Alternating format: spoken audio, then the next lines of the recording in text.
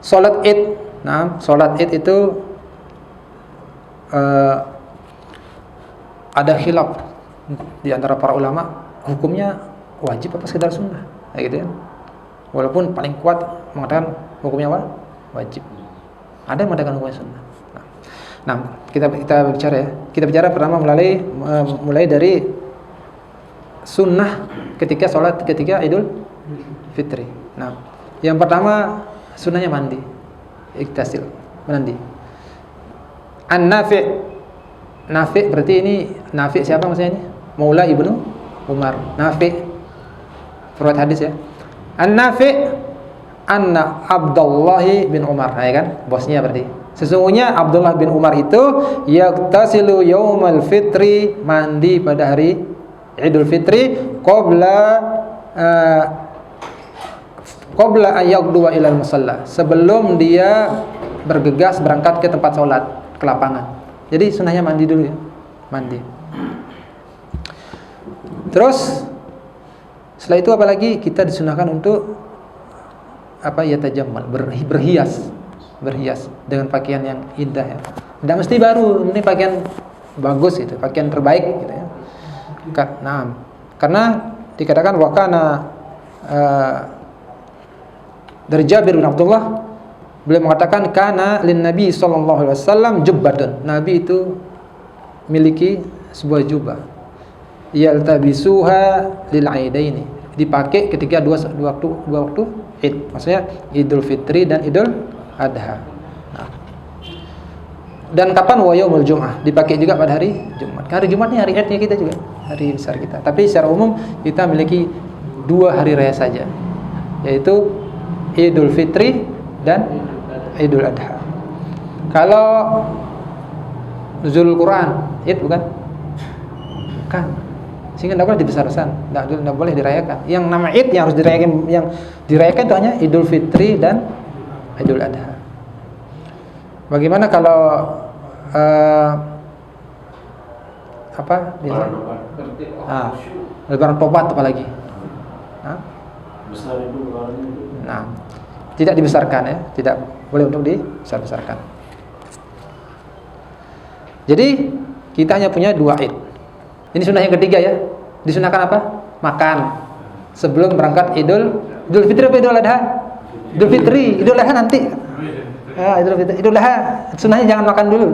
Tapi kalau Idul Fitri sunahkan makan dulu. Dikatakan di sini karena Rasulullah sallallahu alaihi wasallam ya'kulu Rasulullah sallallahu alaihi wasallam la yaqdu yaumal fitri hatta ya'kulu. Nabi itu tidak berangkat pergi ke Idul Fitri salat Id sampai hatta ya'kulu, sampai beliau makan. Wala ya'kulu yaumul adha, tapi kalau hari duha waktu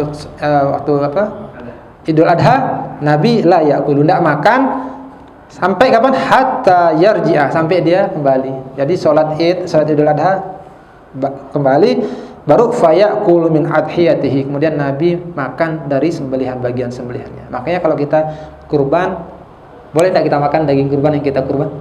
Boleh. Karena sebagian orang-orang di kampung tidak berani makan. Sudah sedekah, masa saya makan lagi gitu. Boleh, Nabi ini. Nabi itu la ya'kulu yaumad duha, riduha hatta yarji'a, sampai dia kembali, fayaqula min adhiyatihi, baru makan sembelihan kurbannya. Nah. Kemudian Anas bin Malik, siapa Anasnya? Khadim Rasulullah SAW ya. Dia pembantunya Nabi Muhammad SAW. Ini luar biasa kalau kita bicara tentang Anas bin Malik, ini panjang waktunya. Bagaimana dia berkhidmat kepada Nabi Muhammad SAW, bagaimana dia memperhatikan Nabi, sampai beliau mengatakan selama 10 tahun aku membantu Nabi, tidak pernah Nabi mengatakan sebagaimana seorang bos terhadap pembantunya. Tidak pernah. Sampai Nabi tidak pernah mengatakan, wahai Anas, kenapa engkau lakukan ini, terus kenapa kamu tidak lakukan ini? Tidak pernah. Lihat Nabi SAW. Saking mulia akhlak beliau. Ini kita bicara Anas bin Malik ini panjang. Nah, nanti kita kapan-kapan kita bicara sirah ya, tarikh tentang Anas bin Malik. Luar biasa, beliau menggambarkan sosok kepribadian Nabi Muhammad SAW selama beliau berkhidmat kepada Nabi sejak kecil sampai, makanya Anas bin Malik ini didoakan oleh Nabi, ya Allah panjangkan umurnya, banyakkan hartanya, banyakkan anaknya. Anas sahabat paling panjang umurnya, kena doa Nabi Muhammad SAW. Semua sahabat sudah wafat kecuali dia masih kena doa Nabi Muhammad SAW. Anas bin Malik. Dikatakan la yaudu yaumal fitri hatta ya'kulu tamaratin. Nabi itu tidak keluar pergi sholat Idul Fitri sampai beliau makan kurma-kurma. Banyak kurma, beberapa kurma. Wa ya'kuluhunna witran, tapi biasanya Nabi makan ganjil. Makan kurma ganjil. Sunnahnya makan ganjil kurma. Kemudian sunnah yang berikutnya yaitu bertakbir. Berdasarkan firman Allah Subhanahu wa taala dalam surat Al-Baqarah ayat 185, Allah Subhanahu wa taala mengatakan, "A'udzubillahi minasyaitonir rajim. Walitukmilul iddata walitukabbirullaha 'ala ma hadakum wa la'allakum tashkurun." Agar kalian menyempurnakan bilangan puasa kalian. Kemudian setelah itu kalian bertakbir membesarkan Allah 'ala ma hadakum, atas petunjuk dari Allah, wa la'allakum tashkurun, semoga kalian bersyukur. Jadi disunahkan untuk bertakbir. Lafaz takbir itu ada beberapa macam, tapi yang kita kenal biasanya Allahu Akbar, Allahu Akbar, Allahu Akbar 3 kali itu kan takbirnya. La ilaha illallah, Allahu Akbar, walillahil hamd. Ada yang lafaz dari Ibnu Mas'ud ya, takbirnya Ibnu Mas'ud 2 kali ya, dia bilang Allahu Akbar, Allahu Akbar. La ilaha illallah wallahu akbar, Allahu akbar walillahil hamd. Ibnu Mas'ud. Tapi ada riwayat serupa dari Ibnu Mas'ud yang dikeluarkan oleh Ibnu Abi Syaibah, dia 3 kali. Artinya insyaallah antum mau 3 kali boleh, mau 2 kali boleh.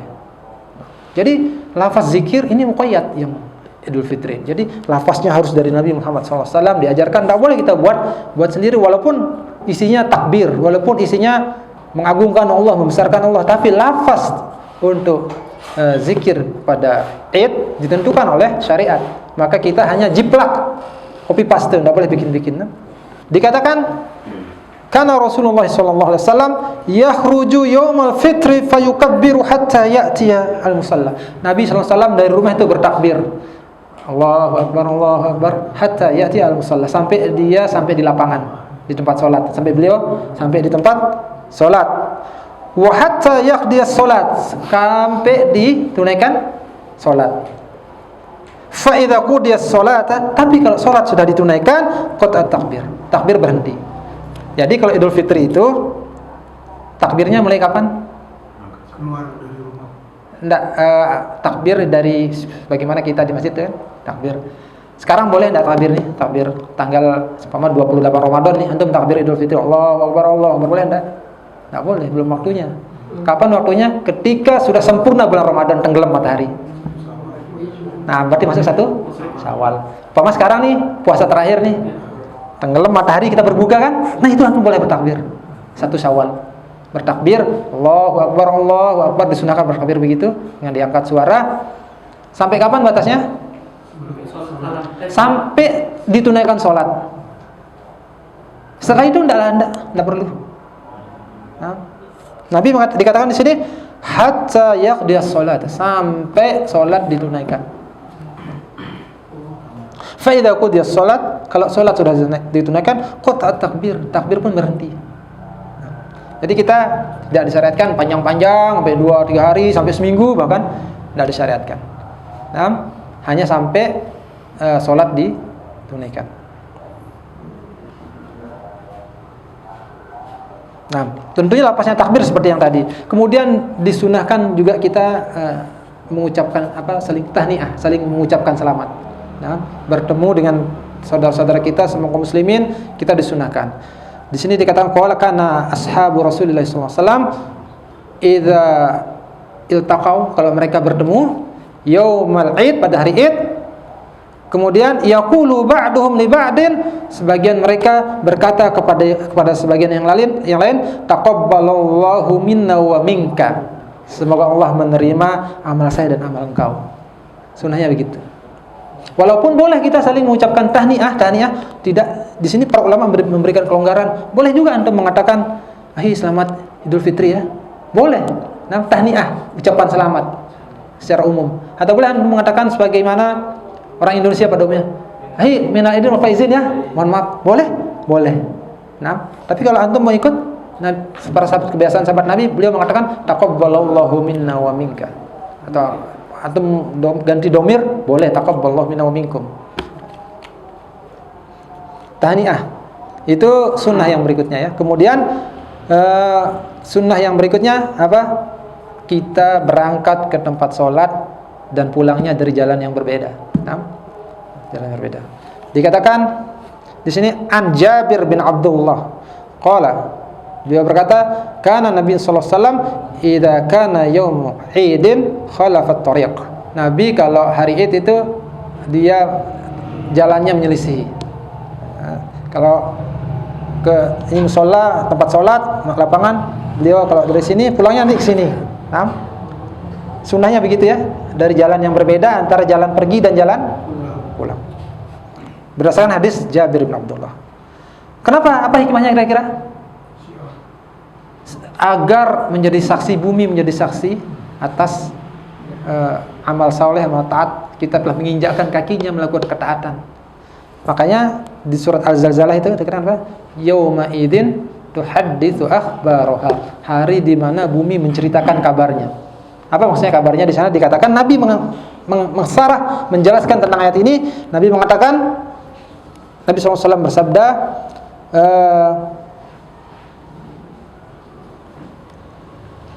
inna akhbaraha, yang dimaksud yauma idzin tuhadditsu akhbaraha, bumi mengabarkan kabarnya, beritanya. Maksudnya kata Nabi, kabar yang dimaksud di sana antashhada, dia bersaksi, bumi itu bersaksi ala kulli abdin wa amatin, bagi setiap hamba laki-laki, hamba perempuan, bima amila ala zuhriha, apa saja yang diperbuat oleh seorang hamba baik laki dan perempuan di atas punggungnya, maksudnya di atas permukaan bumi. Beliau, orang ini di atas permukaan saya sudah melakukan ketaatan ini dan itu. Orang ini di atas permukaan saya telah melakukan kemaksiatan ini dan itu. Bumi mengabarkan ceritanya. Antakula, bumi mengatakan amila kadza wa kadza wa yauma kadza wa kadza. Orang ini telah melakukan ini dan itu pada hari ini dan itu. Bumi bercerita biasa begitu pada hari kiamat. Fahadhihi akhbaruha, kata Nabi Muhammad SAW. Inilah yang dimaksud kabar yang dikatakan dalam surat Al-Zalzalah, yauma idzin tuhadditsu akhbaruha. Ini maksudnya.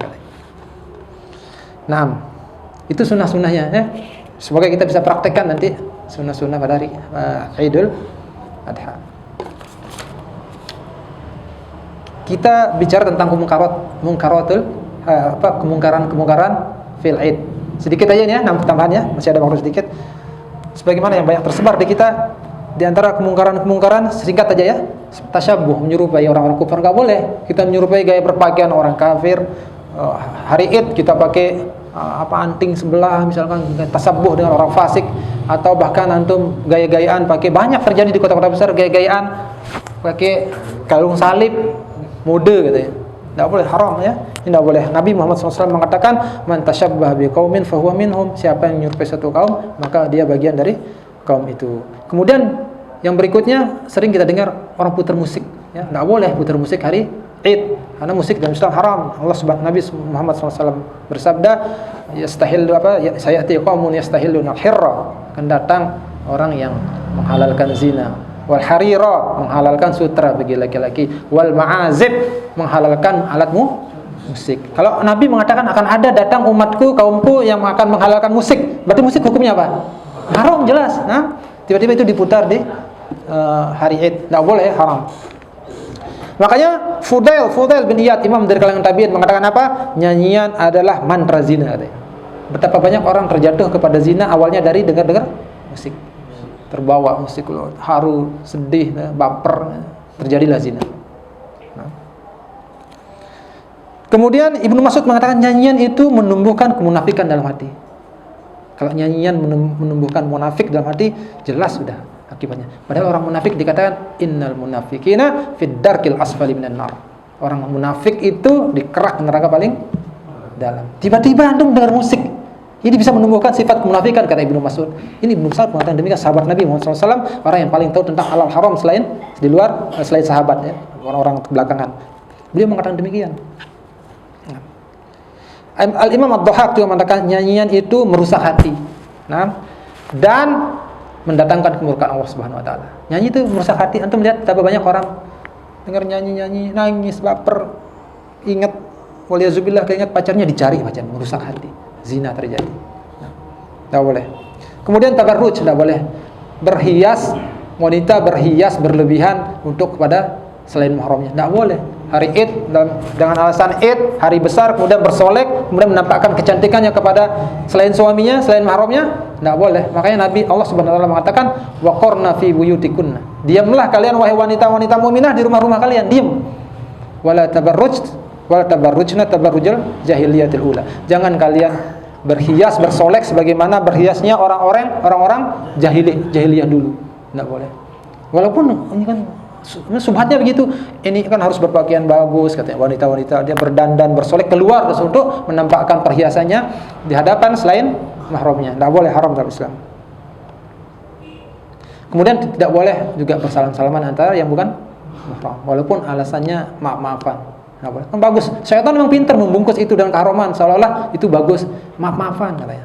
Siapa yang tidak bilang maaf bagus? Bagus maaf-maafan. Tapi bersalaman, persentuhan laki perempuan yang bukan mahram adalah satu yang diharamkan dalam Islam. Kemudian banyak orang yang tarkus salat, meninggalkan salat untuk sibuk ziarah sana kemari, sibuk halal bihalal sana kemari, salatnya hilang, lupa. Haram dalam Islam. Ini talbis, perangkap setan. Jadi terkesan antum sedang melakukan sesuatu yang baik, sesuatu yang sunnah, tapi yang wajib antum tinggalkan. Ini orang yang tertipu. Sama kayak antum bulan Ramadan, bulan pas sholat taraweh, nangis-nangis keluar air mata malam ke-27, terus sholat subuhnya lolos. Gimana? Itu perangkap setan. Tidak boleh. Maka dikatakan keringat yang keluar karena antum berjalan di terik panas matahari untuk melakukan sholat zuhur, keringat itu keluar lebih mulia daripada air mata yang keluar pada sholat tarawih. Jangan tertipu sholat tarawih malam 27 Lailatul Qadar, nangis jadi-jadinya. Zuhur malas ke masjid. Ini orang tertipu. Dia melakukan yang wajib, melakukan yang sunnah, yang wajib ditinggalkan. Nah, mungkin itu dulu ya. Karena masih ada beberapa tugas kita, karena ini kita akan menyiapkan untuk berbuka puasa teman-teman. Kita cukup sampai di sini. Ada tanya jawab Pak Ketua? Nggak ada ya? Nggak ada tanya jawab. Ya. Satu aja, satu aja ya. Fadhal.